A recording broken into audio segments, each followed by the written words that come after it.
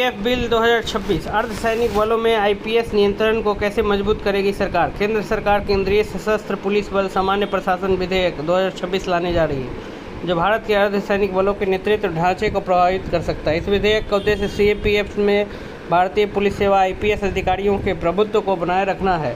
इससे पहले उनके प्रतिनियुक्ति डिपुटेशन को कम करने के प्रयास किए गए थे। इस कदम ने सीमा सुरक्षा बल, केंद्रीय रिजर्व पुलिस बल, केंद्रीय औद्योगिक सुरक्षा बल, भारत तिब्बत सीमा पुलिस और सशस्त्र सीमा बल जैसे बलों में नियंत्रण, पदोन्नति और करियर ग्रोथ को लेकर बहस छेड़ दी है।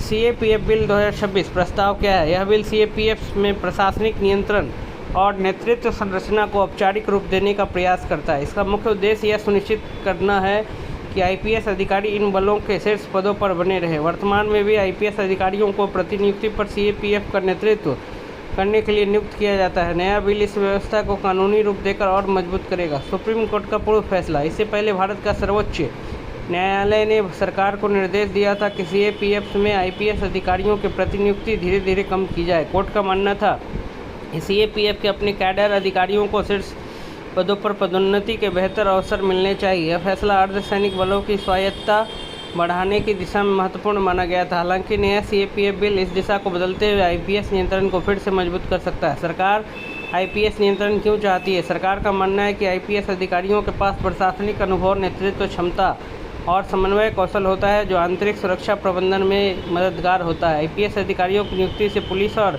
अर्धसैनिक बलों के बीच बेहतर समन्वय, मजबूत आंतरिक सुरक्षा व्यवस्था, उच्च स्तर पर तेज और प्रभावी निर्णय सुनिश्चित किए जा सकते हैं। चिंताएं और विवाद। इस प्रस्तावित बिल को लेकर सीएपीएफ कैडर अधिकारियों में कई चिंताएं सामने आई हैं। उनका मानना है कि इससे उनके करियर विकास के अवसर सीमित हो सकते हैं। मुख्य चिंताएं: सीएपीएफ अधिकारियों के प्रमोशन के अवसर कम होना, बलों के भीतर मनोबल पर असर, नेतृत्व में उचित प्रतिनिधित्व को लेकर विवाद। यह बिल जहां एक और प्रशासनिक मजबूती और समन्वय को बढ़ावा देने की कोशिश करता है, वहीं दूसरी ओर यह अर्धसैनिक बलों के भीतर करियर संतुलन और स्वायत्तता को लेकर नई बहस भी पैदा करता है।